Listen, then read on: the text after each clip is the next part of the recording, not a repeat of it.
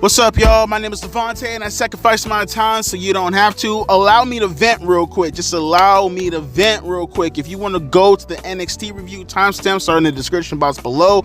As always, tell me how I almost got my ass fired just now on my day off. Well, not really my day off, bro. Off the clock, whatever the fuck you want to call. I can't even think straight right now because I'm so motherfucking heated right now, bro. I tell my old girl what the fuck happened. She's talking about she want to come back up here. Nah, you gonna make it even worse. I just told your ass I almost got fired, bro. Okay, I got a vent. I'll take it from the top. So mind you, I stay in Florida City and my job is in Hialeah. I work for AAR, right? Okay, so tell me where I'm in my place, right? Not even 30 minutes, bro. I'm still in my work clothes, man. I put my shit down, put my lunchbox up, all kinds of shit, take my shoes off, put my sandals on. Hadn't even taken off my work pants and my shirt yet because I'm that fucking tired, right? I sit back on my couch, turn on the TV, go on YouTube TV, trying to catch up on some Ben Shapiro type of shit like I do. Got a little routine I do. Whatever the case may be, right? Not even 15 minutes, bro. Mind you, I haven't even put my shit down all the way yet. I'm still in my fucking work clothes, bro. It's gotta be 15, 20, maybe 25 minutes. I'm not even fucking done with the day yet, bro. I haven't even got started on anything yet, bro. I'm off the fucking clock. Nevertheless, though, right? I get some girls calling me from another department, letting me know that there's some customer out there. This motherfucker's crashing out right now, snapping on them, bro, telling them some shit about. So, like, okay, at my job, we sell landing gear parts for governments, right? And we also do it for commercial, but we also sell parts for truck drivers, right? Whether it's the tires, whether it's the axle rods, shit like that, we sell for the truck drivers also, right? But we also sell the little dividers that, you know, for my truck drivers out there, you know what I'm talking about? Especially for the commercial drivers. You know how you'll have a divider that will let you know how many of the pieces go to certain stores? You know what I'm talking about. We sell that shit too, right? So he tells them that apparently his sons came up here and they picked up a divider and paid like $400, some shit, some nonsense, bro. I can't remember what the fuck he said necessarily, but the whole gist of it is his sons grabbed some shit, the dividers, brought it outside, and apparently they left it there and they took it back inside. My employees, mind you, took him back inside, and now apparently they can't find it, yada yada yada. They made a mistake, yada yada yada. My point being is he's snapping on these girls, talking about, oh, yada yada this, yada yada that. I paid $400, yada yada yada. They tell me, but the problem is they got to run the cameras back in order to see whether or not he actually took it outside type of shit, whether or not they left it outside type of shit, right? But the problem was that it's in my department, it's within my vicinity, right? So in order to go inside there and run the cameras back, you need my passcode. But I can't give you my passcode, because if I give you my passcode, if some shit happens in the future and something happens with what you're doing with my number, because it's not just what you can't, my passkey isn't just for a fucking camera. You can use it to go inside my office, you can use it in order to go inside my cabinets, because we have locks in that too. You can use it to go inside my computer to look at logistics, whatever the case may be. I can't just give out my number like that. Not to mention I use my last four for my social security as my password. But my point being is, though, I told them, okay, fuck it. I really contemplated. I asked, was my actual manager there, right? They say, no, she's not there. I'm like, all right, fuck it. Get back in the car, drive back out there, because this man is going to fucking keep snapping. Again, I live in Florida City. My job's in Hialeah, bro, so I'm already fucking heated, bro. It's a 40-minute drive. Thank God traffic ain't start yet, and even if it did, it was going to be going down south. I'm going up north, so I guess it wouldn't matter, but it's the fucking principle. I don't want to drive back up to my job. So I get to my job. Old-ass cracker snapping, bro. I mean, this man is fucking crashing out, snapping. Yada, yada, this, yada, yada. I'm like, hey, calm that shit down. I just got in there. I don't know what you talking about, man. Calm that shit down, bro. I had to tell, oh, my son, I said it just like that. Calm that shit down. Calm it down. He's like, is that how you talk to your clientele? I'm like, no, that's how I'm talking to you. I'm a man, you a man. Talk to me. Communicate with me. And then he told me, oh, well, my sons took this out, my sons took that out. I've been sitting there for an hour. I'm like, I live in Florida City, sir. What you want me to do? Fucking teleport up here? I'm not fucking Goku. I ain't say all that shit, but you get what I'm saying. I'm like, I live in fucking Florida City. I told him to come back with me to my office. I run back the cameras. I see his sons taking it out of the warehouse, right? I go outside and I see them taking it inside of the fucking truck, bro. Now, granted, I will say it's on the opposite side. So the camera's looking at one side, right? But they're taking it through the other side, right? And I'm looking at him like, sir, I mean, they're taking, he said, well, we can't see them taking it inside there. I'm like, okay, where'd you park at? He parked in the back of the store. So we went back to the front of the store where his truck originally was parked at, and I don't see it there, right? So then we go right back to his truck. This is right next to the dumpster. Coincidentally, this dumb motherfucker, I see his fucking so it's his bed, right? And then his seats are folded down. And I'm like, sir, did you lift up your seats? He's like, why would I lift up my seats for? We put the stuff in the bedding. Well, I'm like, well, I mean, the seats are folded down, sir. He's like, what is that supposed to mean? If the seats are folded down, maybe there's a good chance that it might be inside your truck. We go inside there. He's like, where is it? I don't see it. Do you see it? Oh my fucking, it's not on top of it, but I lift up the seats. It's in between the fucking seats. In between the I'm looking at him like, and I just stared at his ass. And it's like, well, we all make mistakes. And he looks at the girls and he says, I'm sorry to them and all the shit. All my life I want to ask him, okay, motherfucker, you gonna pay for my gas? Because I drove all the way up here. Maybe you should pay for my fucking gas then. He's looking at me. I'm like, okay, are you gonna apologize to me too, sir? Because I'm the one that drove all the way up here. He's like, well, I apologize, but at the same time, I do pay taxes and, you know, you do work for the government. I'm like, sir, that's not a fucking apology.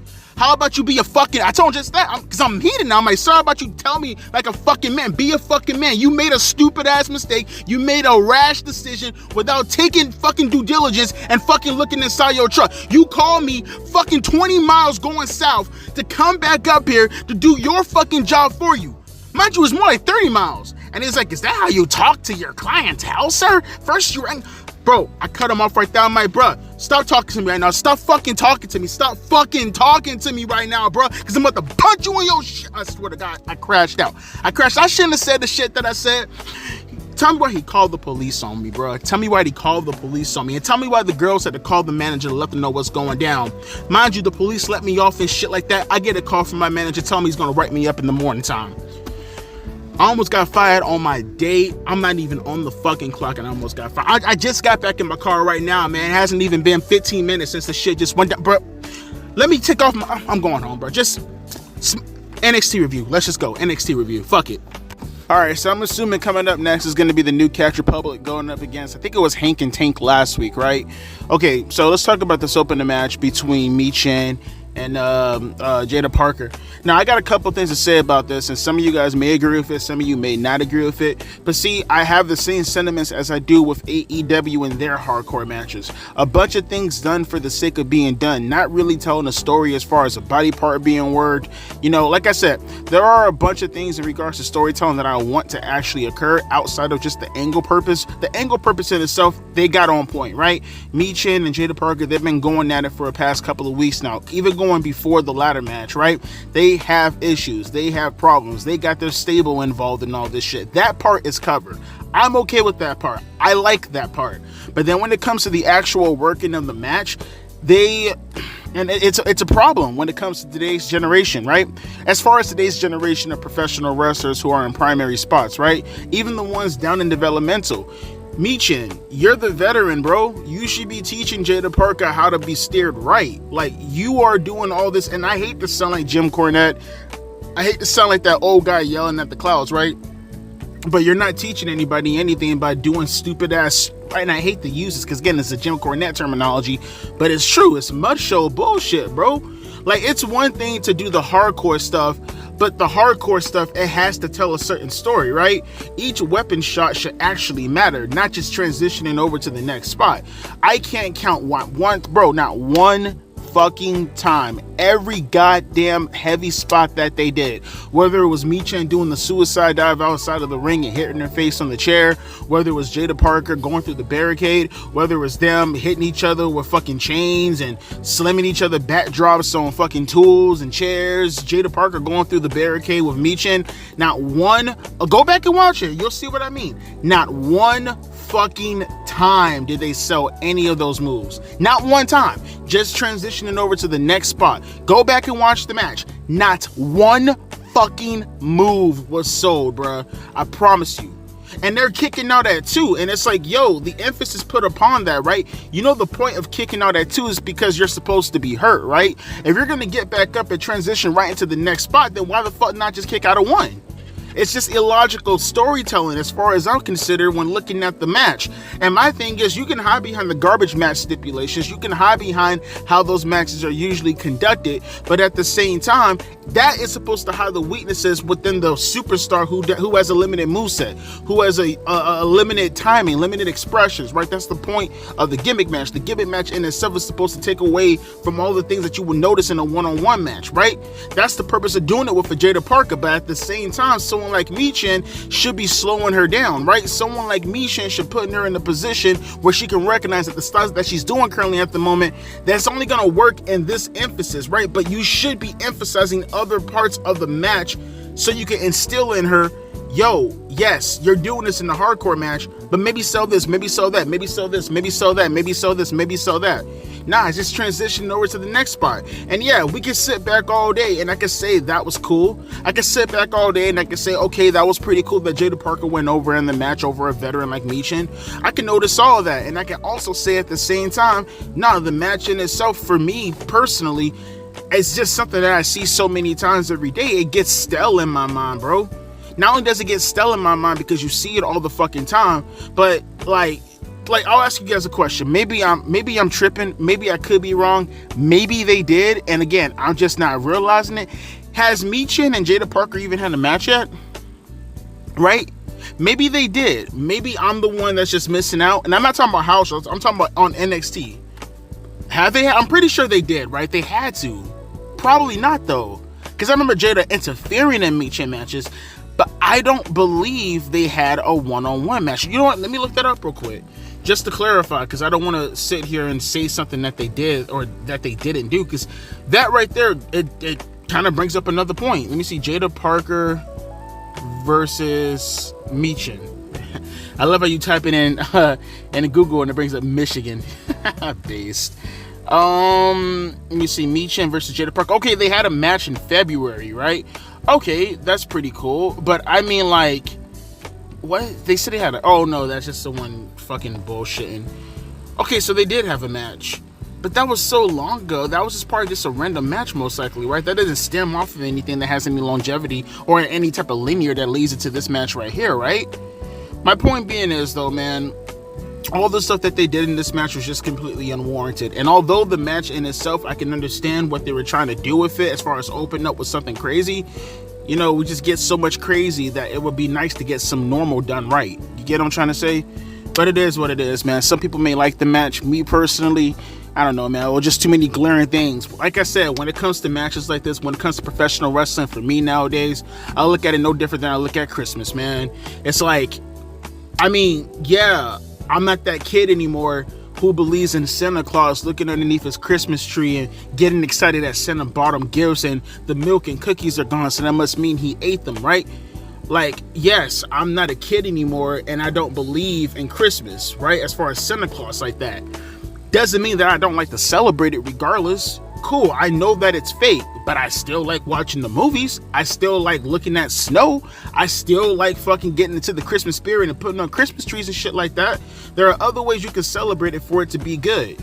That's how I look at wrestling nowadays, man. And when I look at how these matches are done nowadays, it just, I don't know, man, just a bunch of de-emphasizing of a bunch of things that I feel if you did it correctly, you'd be on the path to something really, really well. Instead, you do shit like this, and I can't help but look at it, and again, dead in my face. I can't ignore it. But with that being said, let's continue on with the show. Like I said, we got, what was again? The New Catch Republic. I think taking on Tank and Hank. I think I said earlier, right? Yeah, I think I did. All right, let's keep going.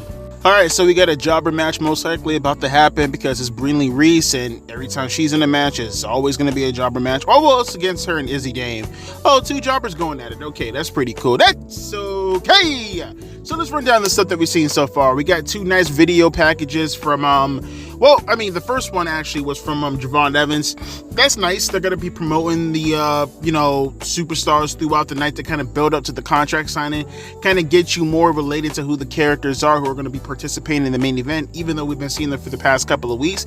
That's nice. It's a nice way to kind of give you a reminder of who they are, give them a purpose in order to, you know, accentuate their goals as far as going into the match, how they got into the match to begin with, talk about how they even got the opportunity to get into the match overall is what I meant to say to begin with, but that's nice, right? And then, you know, you talked about, what was the other video package I seen? I forgot the other video package. Oh, what's her name? Kelani Jordan. That's who I forgot her name for a second. She had a nice video package highlighting her gymnastic background, you know, playing up the fact that her and Sol Ruka are going to go at it for the NXT North American Women's Championship. So that's nice. It's something that you don't get often at all in AEW, if ever. You know, just giving you some reasoning. It's just the basic fundamentals that you want to see in professional wrestling, right? And you also were able to fit in a nice little, I didn't really care for it per se, but, some nice little character building for the superstars who are still somewhat irrelevant, but at the same time, you want to give them a purpose on the show. You highlighted, what's her name? Oh my God, Carmen Petrovic and Ariana Grace. Apparently, they're both from Toronto. I knew Ariana Grace was from Toronto because Santino's from Toronto. But, they're just talking about how the fact they're not going to both be on the card going into Canada. And then, you had JC Jane and the girl who I still can't remember her fucking name.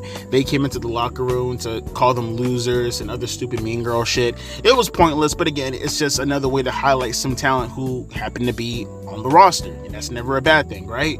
And then we get this tag team match, which I fucking adored. I fucking loved this match, honestly. It was short, sweet, to the point. Yes, it had a commercial break, but overall, the match probably went like maybe 10 minutes at best, even with the commercial break.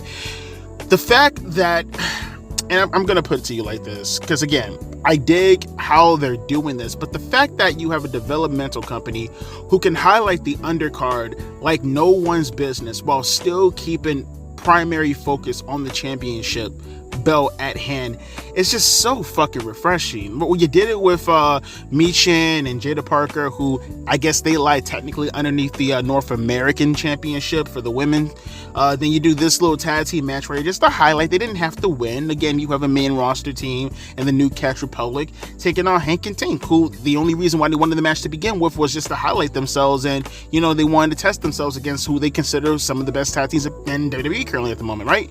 It was a simple story, nothing that was so bombastic or whatnot, right? Again, it is one of those, I'm better than you, but again, it was just a random match that was super fucking short. It wasn't like AEW where you have random A talent go against random B talent and they go like 25 fucking minutes because it's a dream match. It was there. And I like the tag team maneuvers from Hank and Tank also. That little shoulder block that they did when you had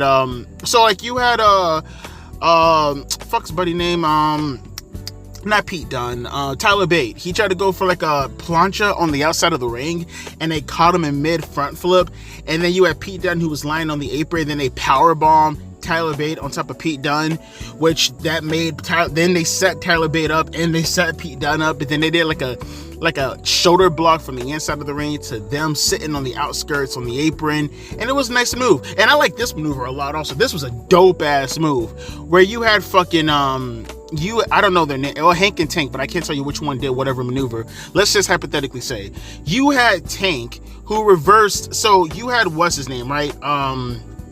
Actually, hang on for a second. I see something. Hang on. All right, that's pretty cool. So you got the guy from Metaphor who has a match later on tonight. I guess some guy named Miles Bourne. Who gives a shit? I mean, if that's just to highlight Ethan Page, just to kind of add more emphasis to the Fatal 4-Way match, I'm absolutely cool with that, right? It's pretty obvious he's going to interfere in the Fatal 4-Way match anyway, so who cares? But, that's something to look forward to tonight. But getting back to the tag team match, it was a maneuver that you had Hank and Tank do where, it's hard to explain. So you had Pete Dunne who tried to go for some maneuver, a run-in maneuver, right? And I'm going to say Tank.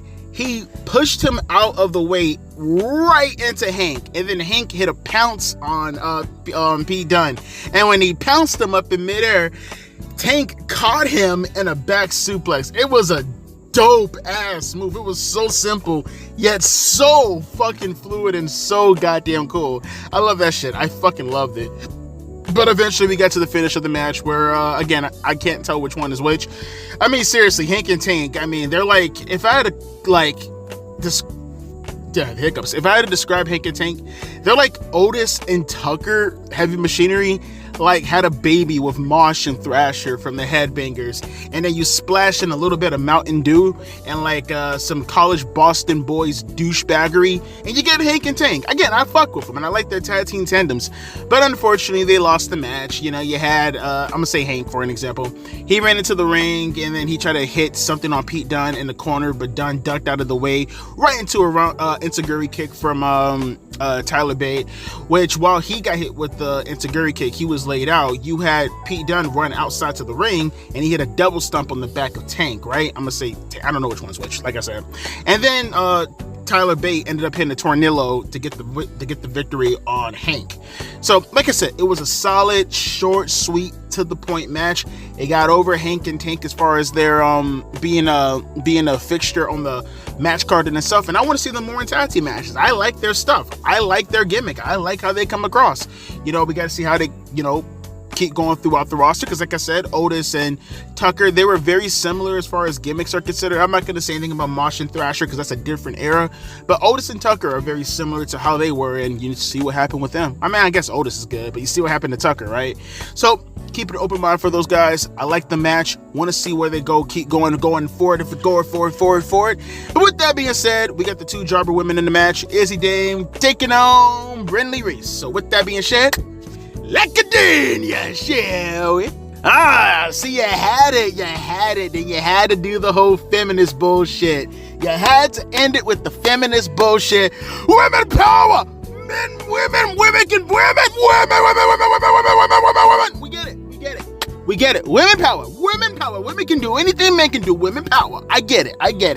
But before we talk about this promo, because I got so much to say about this motherfucking promo here between Roxanne and Lola, let's revert back a little bit, talk about the lame segments. Well, I wouldn't necessarily say lame, but the filler segments.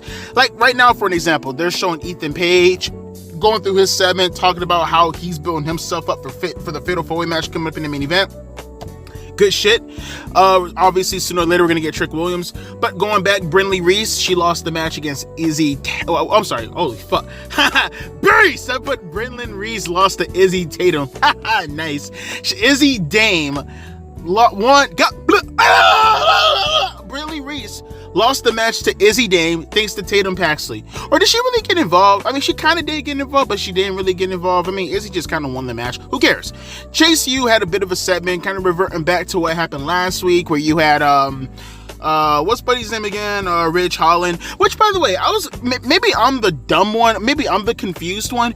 I could have sworn, like, Ridge Holland, I mean, he had a family. His whole thing is like, I want to chase you to accept me. That's why I helped you guys cheat. Duke Hudson, when I helped you, in the tag team match, and I helped you with the bald head guy and the other bald head guy. I wanted to be accepted in the family, and you got Chase over there, and he's just like, looking at him like, what the fuck, dude? You didn't have to do that. But they're like, his excuse was, I wanted to be accepted by you guys as a family.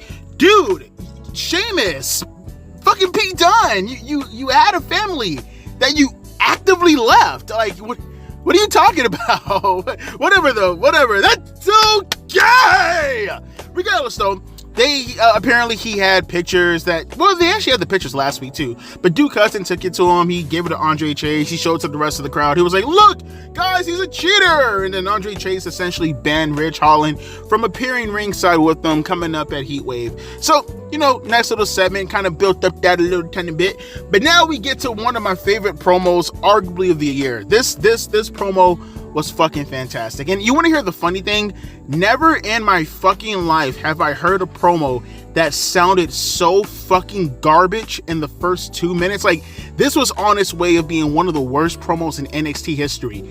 And then just like a 180, boom, just like, I don't know what the fuck happened. It started off trash. It sounded like fucking what's her name, Roxanne Perez. She kind of forgot her lines for a little bit, and then it kind of went to Lola Vice, and then she was like cringely responding back to it, and then she started to cry, and then just out of nowhere, 180, bro. That was one of the best promos I heard all year. It went from one of the worst promos to one of the best promos. You gotta check this shit out. First off, let me just say this too. Am I okay? Roxanne Perez, right? I could have sworn I heard like her parents, they're like Puerto Rican and Mexican, right? That's what I heard. Like, she's Latina, right? So like the way she keeps referencing, Lola Vice, like, you think you're this badass Latina woman. Aren't you Latina? As a matter of fact, going off of her name, like I know Roxanne Perez isn't her, I think it's like Carla, right? Carla Gonzalez, right? It's her real name, Carla Gonzalez. Like, am I tripping? Like, does Roxanne know how to speak Spanish? Like, I mean, if she doesn't, that's fine. But like, I don't know, like with her background and with her name, I would have thought that Roxanne spoke Spanish. Maybe she doesn't, maybe she does. Maybe someone can correct me in the comment section. It would have been pretty cool when like Lola was speaking Spanish to her, like, she would have rebutted back in Spanish. I don't know. I don't know. But you know, like I said, they started it off really cringe. You know, you had Lola Vice, she's standing there. You had Roxanne Perez with the security behind her. And they're just starting it off so weird. You know, Roxanne, again, she clearly is missing her lines. She's trying to fill in the blanks with the audience reaction. Lola Vice, she's cringing it up too. Talking about nonsensical shit. It sounded like Universe Mode promo lines for a second, right? And then I forgot what Roxanne Perez said, but Lola Vice, she started to go on and she was like, you know what? I'm going to go into Heatwave and I'm going to win the NXT championship. You know why? Because my mom, she was pregnant with me when she got her Taekwondo belt. I think that's what she said. Or maybe she said she had her Taekwondo. My boy, she got her first belt. And like she was pregnant with me. And then my mom got sick. And then I think she said 2016 or something like that. She had to step up and she had to be the breadwinner for her family because her mom was, you know, super sick, and she started to cry. And, you know, you can hear and here's the thing, it wasn't like sad crying. It was like, because that's real tears. You can hear it in her. You can't fake that shit right there. It's not even sad crying. It's like intense crying. Like, I can't explain it. You got to go back and watch this promo. Her voice, her eyes, like, bro, I'm not even gonna lie to you. It's this promo, one of my favorite fucking promos in the history of professional wrestling to me. And it wasn't even a promo like essentially them outside the ring with a microphone. It was this promo by Chris Benoit, and I want you to go check it out whenever you get the opportunity, guys. It was right before the Royal Rumble. Actually, this was the promo, ironically enough, given how his performance was last week. Paul Heyman was in this segment. This is when he was GM of SmackDown. This is like 2004 January. Again, right before the Royal Rumble. Paul Heyman gave Chris Benoit the #1 spot in the Royal Rumble. Like, Benoit came into the locker room and he's like laughing at Paul Heyman because I guess John Cena just embarrassed him, if I remember correctly. And he's like, yo, you think you're funny? You think you're laughing? Well, you're going to get the #1 spot, Benoit. And while Paul Heyman is like just chastising Benoit being the #1 spot, Benoit's growing angrier and angrier and angrier. And Paul Heyman puts his finger in Benoit's face and Benoit grabs his hand and he's like, you think you're gonna screw? I'm obviously not speaking verbatim, but he's like, you think you're gonna screw with me? My family, my sacrifices! I am going to win the Royal Rumble and you will never break my will. And he sounded like that, and it just got you so like, yeah! Fuck yeah, Benoit! Fuck yeah! And obviously you can't talk about it like you really want to talk about it anymore because of what happened afterwards. But that's one of my favorite fucking promos. But I think about that shit. So every time I feel like, you know, like shit, something is too hard, you think about that promo. It just gets you going, bro. I love that promo. That kind of intensity you can see in the face of Lola Vice. She was so intense and she was crying, and I fucking loved it. You have to take the opportunity to go back and watch this promo to see what I mean. And then, you know, prop to Roxanne Perez. She flipped the back on her, and while she was crying and talking, Roxanne Perez was like, essentially, I don't give a fuck about your tears, okay? This championship belt right here, you tell me you're going to call your mom and let her know that you're going to win this belt? Let me just remind you who the champion is. And I had so many other women tell me the exact same thing, and I crushed their feelings and I crushed their dreams, just like I'm gonna crush your dreams coming up on Sunday. You ain't calling nobody, because in order to fucking call them, you have to win this motherfucking belt, and you ain't taking shit. Again, such a terrible promo to flip and just become one of the best promos of the year. This was fucking fantastic. One of the best women promos I think I've ever seen. Go back and watch this shit. And then obviously they kind of ruined it a little bit with the security guard feminist, I can beat up men bullshit. That was lame. But the promo in itself, again, one of the biggest 180s I've ever seen in wrestling history as far as going from bad to amazing. It's such a quick turnaround. Fucking awesome. Great damn promo. Again, more emphasis put on the World Championship match, bruh. They've been showing video packages for all 4 guys. Obviously, eventually, they're going to get to the actual champion last. Gotta save him for last. Optics actually fucking matter within NXT. I know, go figure, right? But that's still to come. We're going to talk about that later on. Chill the fuck out. Unless you skip to the timestamp, then you know you already got it. And you skip the rest of the segments first, and you went directly there first, which I don't know if to say fuck you or thank you. I mean, I don't know. Fuck you. Let's go with that. Thank you. Let's go with that. I like that better. Thank you. All right, so let's run through a couple of these segments real quick that we just went through real fast. Oh, actually, we didn't go through. We're going to go through it. Actually, what's going on right now? Oh, that's her name, Jasmine Nix. That's the girl that's with JC Jane. Okay, good. I don't give a fuck. They probably have a match coming up against, I don't know, either Ariana Grace or the Carmen Petrovic chick. Who cares? Let's run back these things. Ora Mensa. I finally got the motherfucker's name. That's 2 in the fucking row. But he had a match against one of the members from the North Quarter Catch Crew. You can't win them all. I can't get all their names right, okay?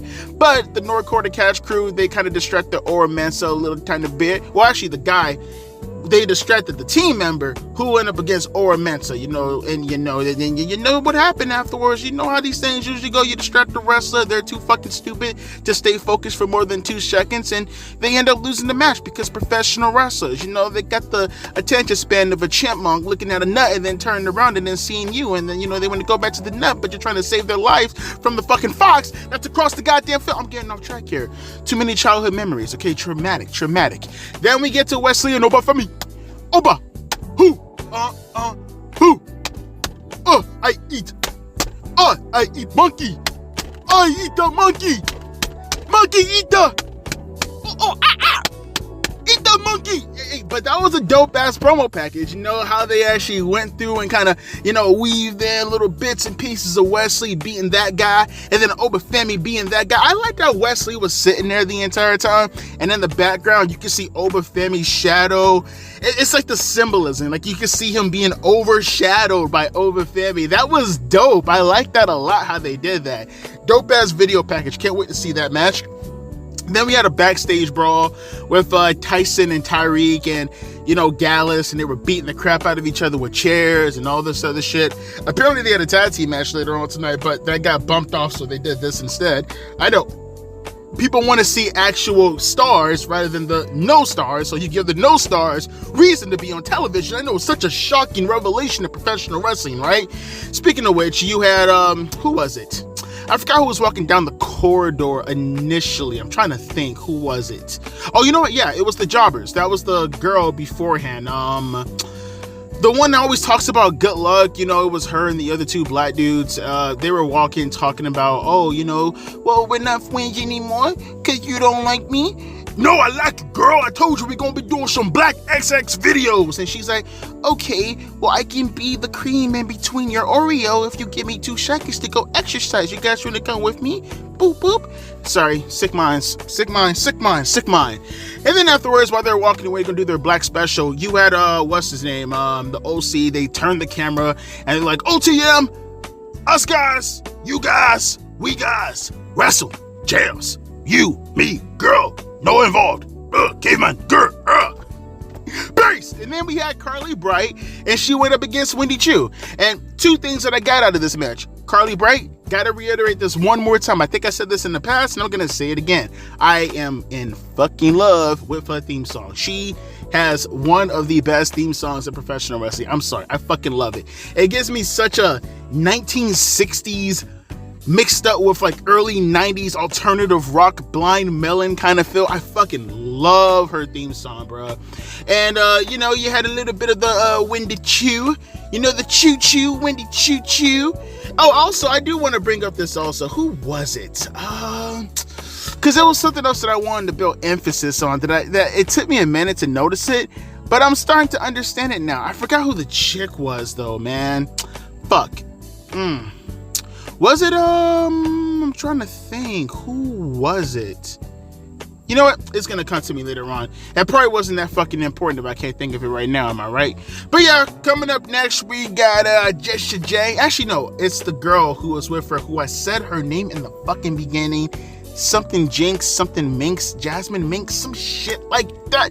Goddamn these jobber ass names. She's gonna take on Carmen Petrovic, and that should be a pretty good match. No? Probably no. But that's okay, because all that matters at the end of the day is the main event. So we're gonna get to that, and then we're gonna jump over to the main event, which, by the way, there's no need to talk about any more of the stuff happening within this match right here, because I touched on it already. That counts for something, right? Okay, it doesn't. Who gives a fuck? Your opinion. It doesn't matter, okay? I don't like you just like I don't like anybody outside of my immediate family. Mama, I love you. Alrighty, a couple of things to run down before we get to the main event segment, being the NXT Fatal 4-Way contract signing. We got Brooks Jenson, which, by the way, just a reminder, he's so good at his job, he worked the shit out of me. Now, you might be saying, Devontae, you're a delusional fucktard, and he didn't work me at all because I knew exactly what the fuck was going on, but that's because you're better than me. Psych! Bitch, you listening to me, and I'm making the video, so suck a dick. But I like what they're doing right now. You know, I mean, I don't know if you guys are old enough to remember this. This does kind of have a tinge of Scott Hall, you know, alcoholism, WCW, maybe a little bit of hog animal and draws alcoholism going on. I'm very curious as to how they're gonna, you know, work this, because, you know, they're kind of doing the whole blurring the lines angle with, you know, him being released and coming back and attacking people, which again, it worked well enough where it fucking worked me in 2024. But like I said, I'm very curious as to what's gonna happen, so I'll keep an open mind. Then we had Nathan and Axiom. Nathan.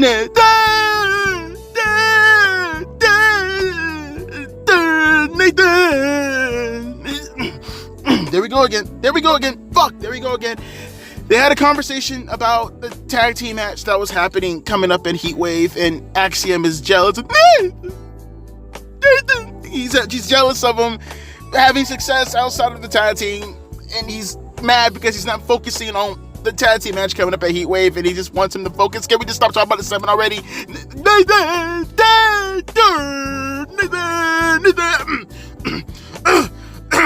Okay, enough of that. Both teams have problems. That's a good thing to look forward to. That's a special story. Let's just move on. Fucking move on, okay? Let's run down the NXT Heatwave card like we still have an opportunity before we get to the Fatal 4-Way match. So, we have Obafemi taking on Wesley for the North American Championship. If Femi wins the match, Lee does not get another shot while he's champion. Very similar to Seth Rollins and Damian Priest, which, by the way, I will be reviewing Money in the Bank this upcoming Saturday, but you knew that already.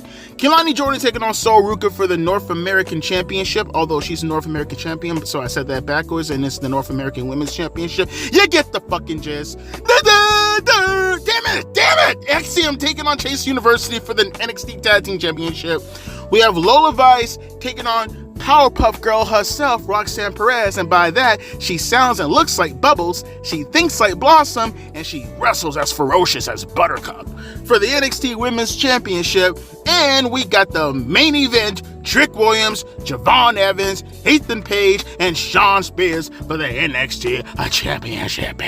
So are you guys ready for Heatwave? I know you are. I think I did a better job than Excalibur running down the card. I didn't have to go full Ritalin on you guys. I gave it to you as good, concise, and right in your face. So with that being said, we get hyped up a little bit more with this Fatal 4 main event contract signing. So you guys ready for this? I know you ready for this. I'm ready for this. I'm going full Rita. I'm biting my ear. Nathan, help me. Let's get to the main event. Let's go. Just a little small thing to touch on real quick. We do have a pre-show match where it's going to be Ariana Grace and Carmen Petrovic taking on JC Jane and the girl whose name I can't fucking remember, but that's okay because who gives a fuck? And then we ran a little bit of a video package with Soruka, and she talked about her element not being in her element. Now she's inside her element. I'm gonna rap my element. I'm sorry, kind of got lost in the sauce there. But yeah, just two things I wanted to touch on real quick. They also ran down the NXT Heatwave, which I did for you as far as the match card is considered. So fuck all that. Let's get to this promo real quick. I like this. You know, all four guys made their case.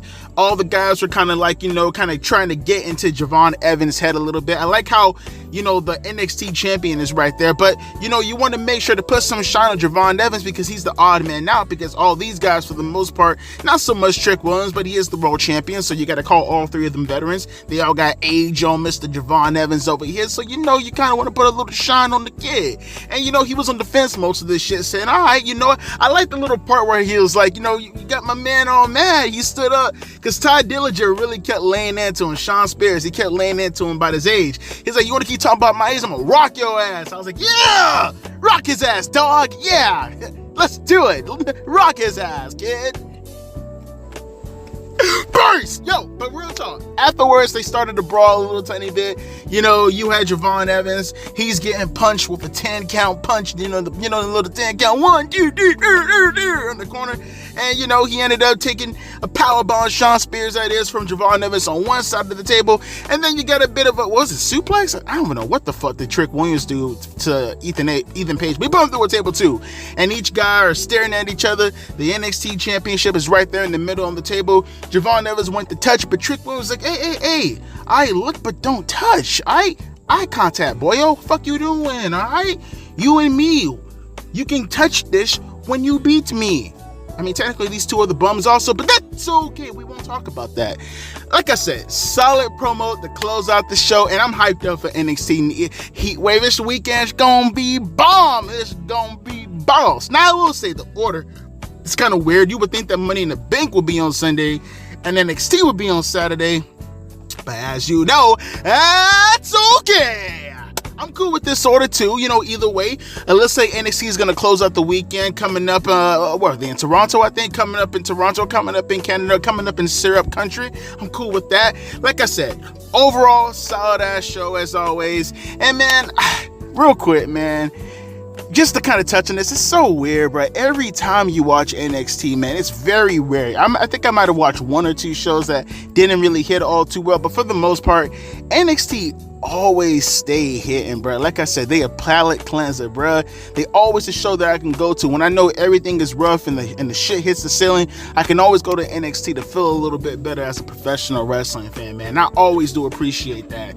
It is so weird though that I look at shows like AEW, and you know, Raw is getting better, you know, and SmackDown has its moments here and there, but for the most part, as of right now, man, NXT stays consistent. They stay killing it, bro. It just kills me because no one will actually go out of their way to give it a chance, and I understand why. You know, you look at it as nothing more than a developmental brand, but when you see how the flow of the show actually goes, bro, when you see how everything is like, it just fits like a puzzle, it just fits like a glove on your hand, and fits like my dick inside your girlfriend's asshole, it just makes all the sense in the world to get Promoter of the Year to Shawn Michaels, bro. I know this is all random and shit. I know, hey, Devontae, we in the middle of the year, but if I'm not mistaken, this is around the time when the cutoff happens, right? For the Wrestling Observer or for the PWI magazines. I know it doesn't mean much, but like for the people out there, can y'all just don't be biased, bro. Like, give NXT a chance, man. I know some of y'all who are listening is gonna say, Devontae, we're listening. It's redundant as fuck.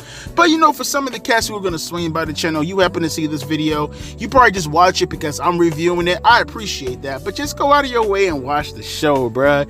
Show is the best thing going to professional wrestling nowadays, and no one wants to give it a chance, all because it's developmental, bruh. That's lame as fuck, man. That's goofy as fuck too. Take some time out of your day, take some time out of your weak ass schedule. While you're busy using your left hand to get off to my videos, use your right hand to get off to NXT. That's all I'm asking, is to give them an opportunity, because in reality, people argue about Tony Khan and AEW and Raw and SmackDown and yada yada yada yada yada. Like I said, some are better than others, most sweet, but NXT is the most consistent shit going to professional wrestling today, and I just want to give them a shout out from the bottom of my motherfucking heart. But with that being said, obviously tomorrow we'll be back with Dynamite. I'll have my Tylenol pills ready, and more importantly, if we got any more commentary news to talk about, breaking news to cover, I'll be there. I'll be there. I'll be there. I'll be there. But I won't be like Joe with a belt. I mean, maybe I might have a belt. It depends. Come back, I'm gonna whip your ass like Joe did Michael, alright? But with that being said, I think that's about as much as I can say about today's show, and that's about as much as I can say right now. Unfortunately, I need to go roll up because I ain't pre-roll, because I've been, you know, you heard the intro of the video, you know all my troubles that happened at work, and then I had to come back and get ready for NXT. So let me go pre-roll real quick. I'll read your comments throughout the night, don't worry. I'll be there. With that being said, my name is Devontae, and I'll be catching y'all boys later. A deuces and a P.I.